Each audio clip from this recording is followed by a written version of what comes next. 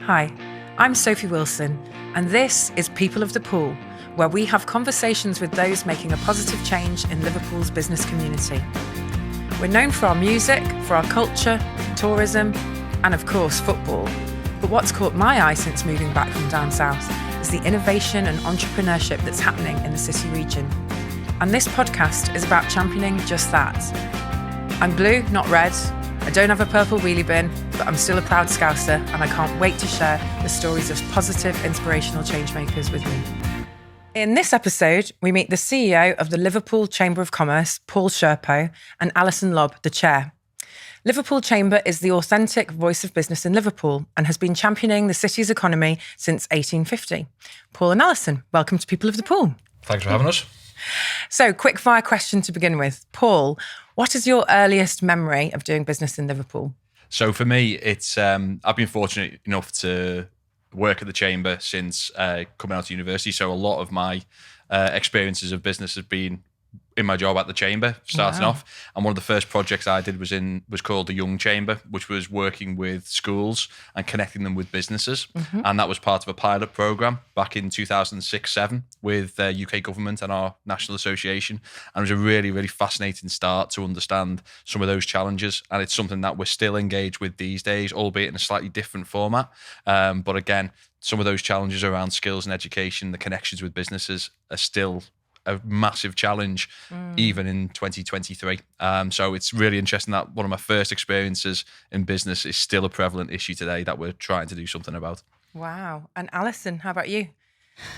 Oh, well, I qualified as a solicitor in 1993. So my first employment was my articles to train as a solicitor in 91. And I'm from Liverpool. I went to Waiting University and Law College, and I came back and I've worked here since 91. So all my working life has been spent as a lawyer in Liverpool. And in the later years, particularly when I was president of Liverpool Law Society in 2016, I chose as my theme that the law is a business, because I feel that all too often law firms see themselves as something separate. And particular for their younger people coming through, they maybe don't understand how a business works because law firms can be different. Mm-hmm. So I made a concerted effort to try and integrate law firms with the wider business network in Liverpool. And I'm hoping that I had some success with that, hence probably why I'm now chair of the Chamber. Excellent. Oh, it almost sounds like there's a whole other podcast in that. We'll have to delve deeper into that in the future. So for those who don't know already, Alison, can you explain what the Liverpool Chamber of Commerce does? Okay, so Paul would probably give you the formal version. From my point of view, the Chamber helps businesses in every way they need help. That might be by networking and making contacts. It might be by putting them in touch with supply chains. It might be by offering them support or signposting them to support and funding. It might be by helping with the skills agenda, by bringing through the next generation of people to work in those businesses. And I think one of the challenges we have, particularly we discuss quite a bit as the board of the Chamber, is how we have a lot of members who all want very different things, and we try and support all of our members as best we can. Yeah, I can imagine that. And Paul, what actions do you think the Chamber are taking to make life better for Liverpool businesses and business owners in particular and their employees? Well, look, we were set up 173 years ago to be the voice of business in the city. And to a large extent, representing the commercial interests of the city remains absolutely fundamental to what we do, albeit it's with a very 2023, 21st century focus in terms of how we deliver that. And obviously there's been a huge amount of change that the Chamber as an institution has experienced over those 173 years. But even in the last sort of 5 years, there's been immeasurable change caused by technology, the impact of COVID and the changing demographic of business as well. And for me, some of the initiatives that we've been part of or undertaken of our own volition is around some of our export support activity, some of our COVID recovery activity, certainly around skills and future employability, the establishment of our school business network. And it's very much a case that everything that we seek to do is designed to coin the marketing phrase that we have, to connect, support and enable businesses to thrive. And as Alison says, the way that we do that is through multiple ways. We try and position ourselves as a conduit to other support functions, either whether that's institutions like Combined Authority, Growth Platform, Liverpool Bid Company, or whether that's expertise within our member base. Yeah. And ultimately, the Chamber is a network of peer-to-peer support and peer-to-peer opportunity as well. And the way that we try and go about it, we try and provide as much sort of personalised, authentic support. And there's always someone available at the Chamber to help, to guide, to support, to signpost. And fundamentally, that was the reason we were set up in the first place, to be that voice. And we continue to follow that sort of mantra even to this day.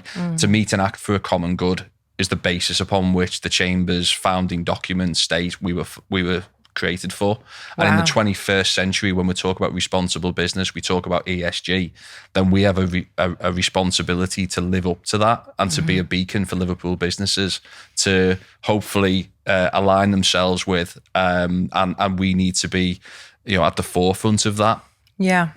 You could almost say, I mean, this series is obviously titled Community Builders. You could almost say that Liverpool Chamber was the original community builder back in 1850. Very, very much so. And again, there's a lot of long-standing organisations. Moorcroft's are one of them. The likes of Hill Dickinson, Brabner's, Rathbones. These are brand names that are absolutely baked into Liverpool's business community and business DNA. Yeah. And I think all of those organisations have evolved, changed, improved, and sustained themselves over that period of time. And I think it's that ability to have those anchor organisations, those anchor institutions that provide that sense of place, stability. And I think all the time, I'm very conscious of it. I've been chief executive now for 6 years. I'm very conscious that, I am ultimately, leading an organisation with 173 years of history. I want it to both sustain and be successful in this modern era. And that is ultimately down to me. It's down to the board. It's down to the people that we employ, so that people can see that a chamber has a role to play in terms of the placemaking, in terms of our business development prospects, and however we can nudge the dial on that, we will do, and that's ultimately what it's about. I said earlier about to meet and act for a common good. Well, very, very much of the chamber is all about enabling businesses to succeed and to learn from each other and to ensure that Liverpool ultimately is the best place to start, locate and grow a business in the UK. That's a very, very lofty aspiration that is not just ours, and we don't own that ourselves. Yeah. That's a collective approach across the city from our institutions and from each and every business in our community. But if we can be there as a flag bearer, as an organisation that makes a positive difference, then that's what it's all about ultimately. Yeah. Well, that does kind of bring me neatly onto my next question. However, I did just want to say that Tuesday Media, we are a member of the Chamber, and we arrived here post-pandemic, having gone through lots of change, geographical relocation, big challenge to restart a business kind of 2 years down the line in a new city. And I do credit a lot of our success to joining the Chamber and coming to one night where we had a lot of fun. Maybe a few glasses of Prosecco were imbibed, but pretty much that one night forged the connections that then went on to generate 3-4 new client relationships. So I think that informal approach, but also that connecting approach, certainly we've benefited from.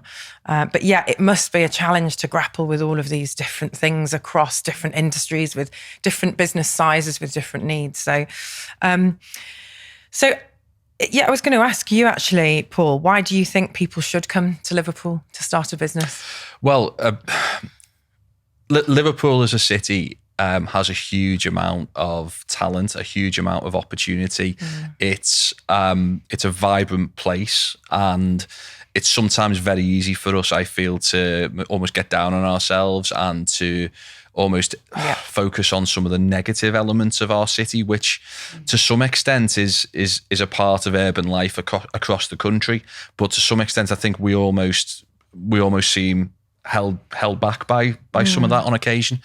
I think when you look at it, one of the things that I don't like about how we've maybe articulated what is great about Liverpool is when we focus on, we're cheap, we're and that's not what Liverpool is about. Liverpool's got some amazing burgeoning communities of businesses. We've got some really outstanding areas of expertise that sometimes we don't shout about. The development around health and life sciences, material science, digital, some of those clusters of expertise that are being created around Knowledge Quarter, the placemaking opportunities around Liverpool Waters and the development for North Liverpool is really, really exciting. The professional business service, which is a really important sector of the economy, it is incredibly proficient.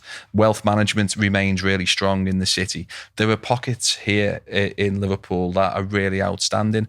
What we need to develop is a couple of things. First of all, we need to articulate what we're good at in a really positive way. We shouldn't be spouting words like world class everywhere that we speak.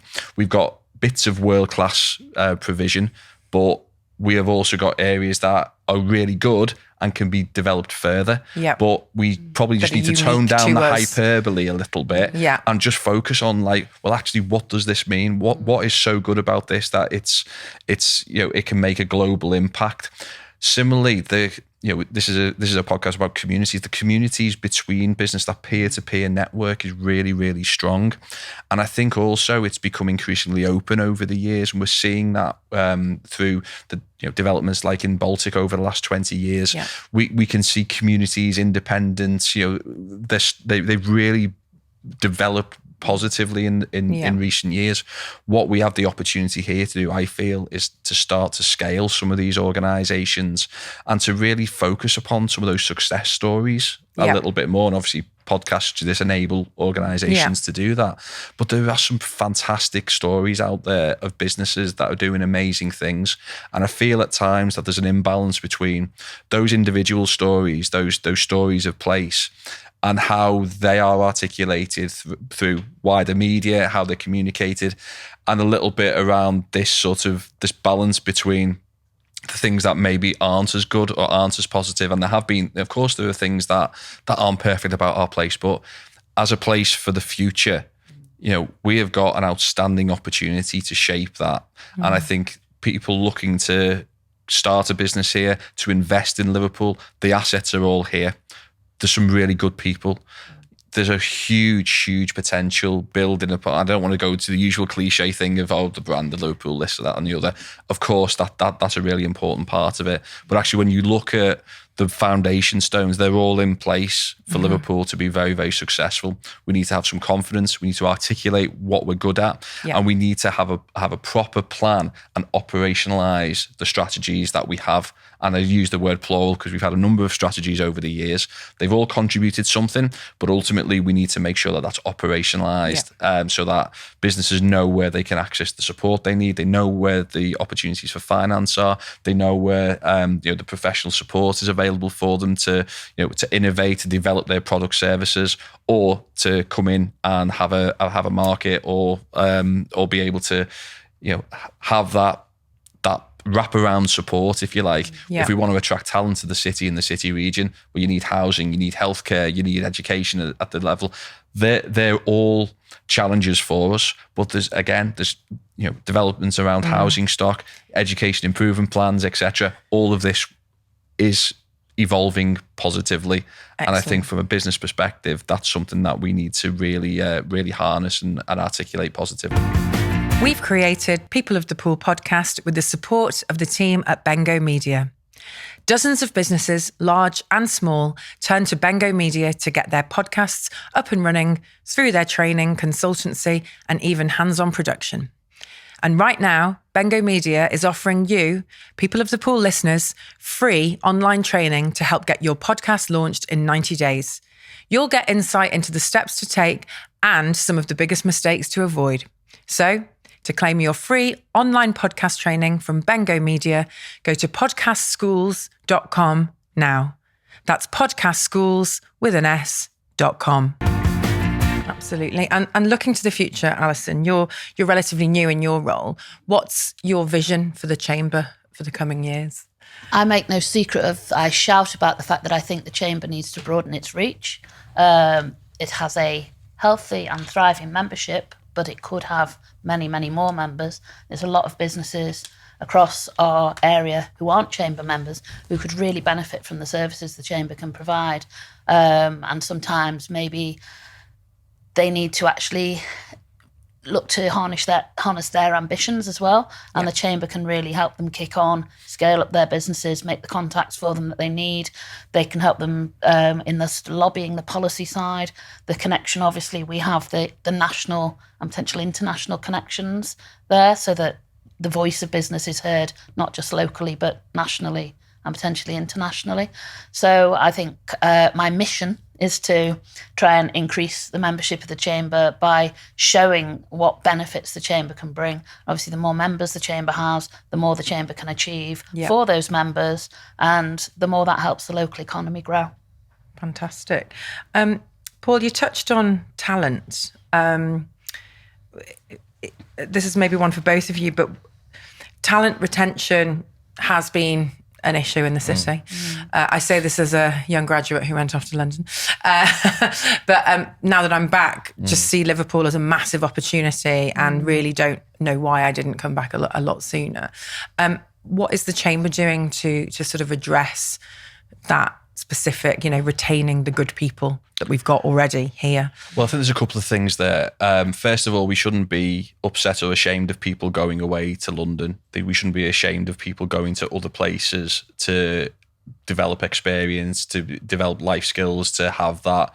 And I say, obviously it's a bit rich coming from me considering I've worked and studied in the city all my life, but I don't think we should be embarrassed by exporting talent. We want them to come back as well, though. And so what we need to do collectively is to make sure that actually we have the talent available to us in the first place. And all of our businesses at the moment, bar none, through some of the work we're doing around local skills improvement plans, some of the work connections and the consultation work we've done around our school business network, all of our businesses are talking about the talent pipeline coming through our own domestic education system. And it's around work readiness. It's about employability skills. It's about how do you harness the academic learning with that preparation for work. And this is something, as I say, that is a generational challenge, and it's not unique to Liverpool. But if we can make some headway on this, then you start to solve the challenge of talent retention, because actually it becomes a numbers game. So around talent, we want talent to be here, but you need a volume of talent already coming through our education system into our local businesses. Some will inevitably gravitate elsewhere, whether that's through university or otherwise. But if you think about our education institutions, our schools, our colleges, our universities, they all have a part to play in that, because ultimately it's about outcomes. And it's about, we want people coming through those institutions to have outcomes in terms of well-paid jobs, fairly paid jobs, aspirational jobs. And at the moment, generally, it's a patchwork approach within some of those institutions around the level of aspiration and the level of exposure young people are getting to the opportunities in the city region. So from that's a long-winded way of saying, in terms of that's the problem, how can we as a chamber work with other organisations to affect some of those improvements that we need to make? So we have our school business network. We're aligned with the local authority on a Pathways to Employment programme, which is about stimulating those opportunities for younger people to experience encounters with employers. We work in alignment with the Careers Hub, Elevate Education Business Partnership on work experience. So we try and cohere a lot of the activity that takes place and provide a platform for schools and businesses to directly connect with each other. But we do this in partnership because we can't do it on our own, and we shouldn't do it on our own. We support a lot of the graduate retention and employment activity that takes place in the city region. So LJMU, Liverpool John Moores University's Graduate Futures Programme, the LCR graduate scheme, which is run by University of Liverpool. We work with Insight to Business Awards Programme, which is Liverpool Hope University.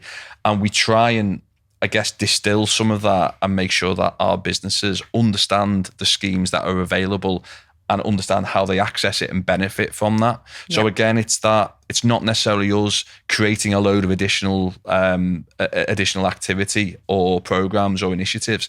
There's tons of them out there. To some extent, it's almost too complex. Yeah. Our job, I feel, is to make sure that we're there as a conduit, as an organisation that can appropriately speak to an organisation, understand what issues they need addressing, and to find a solution. And in terms of talent, if there's an opportunity there to engage with schools, there's an opportunity there to engage with universities. I'm a governor at Hugh Baird College, and we do a lot of work around City of Liverpool College as well, around facilitating, first of all, engagement to help curriculum development and shaping some of that course provision to incorporate things like employability skills, but also those connection points directly so that students can benefit and businesses can benefit. Because ultimately, really tight labour market at the moment, huge wage inflation out there. It's massively challenging. A lot of organisations are taking the approach that they need to grow their own, and they can only do that by working collaboratively with colleges, with universities, with independent training providers.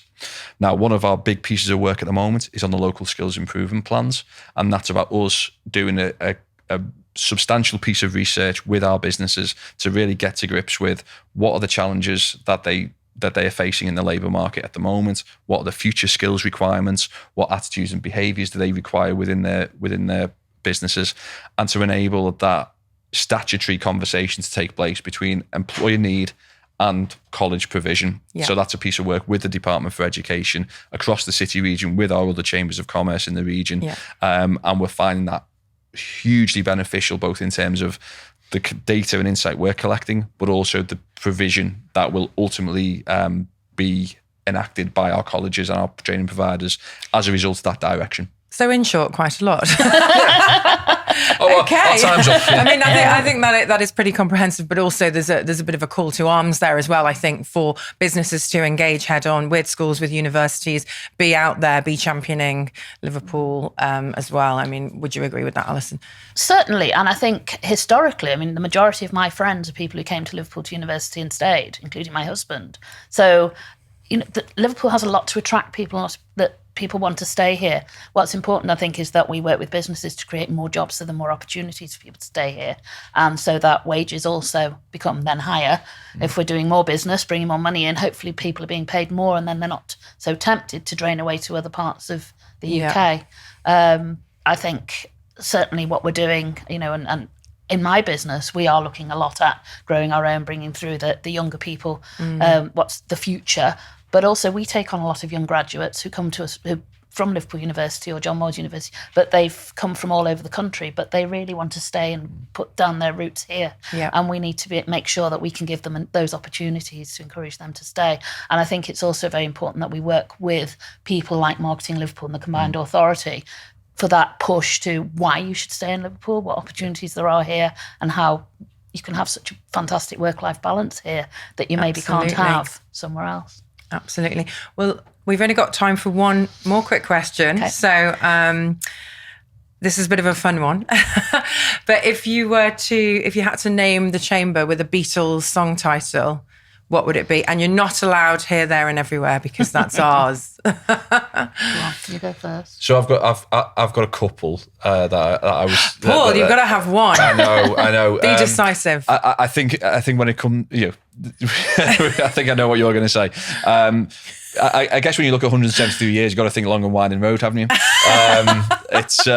The Chamber as an institution has seen so much. It's been a constant throughout Liverpool's economic history, and it's still here. It's still flourishing. It's still making a contribution. So I think the Long and Winding Road is certainly a good metaphor for where the Chamber's at. You've got an even better one, I think. No, mine was simply help. As in giving, not requesting. As in that's what we're there for. That is ultimately the Chamber's job, is to help. Fantastic. So, what a note to end on. Thank you both for joining me on People of the Pool. Just before we do close, it'd be good to recap on the main points. I think you had them actually, Paul, about Liverpool's confidence, articulation and building the operational ability to kind of put the brand out there, but perhaps you could sum it up more eloquently than I could, in a very pithy one sentence, please.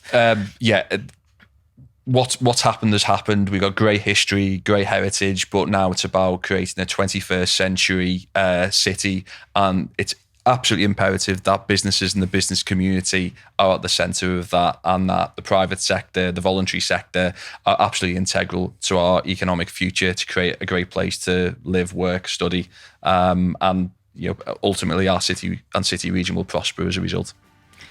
Thank you very much. This is People of the Pool, and with me on this episode are Paul Cherpeau and Alison Lobb from Liverpool Chamber of Commerce. If you want to find out more about some of the amazing things that are going on in Liverpool City Region, go to www.tuesday-media.com/People of the Pool. People of the Pool is presented by me, Sophie Wilson. Until next time.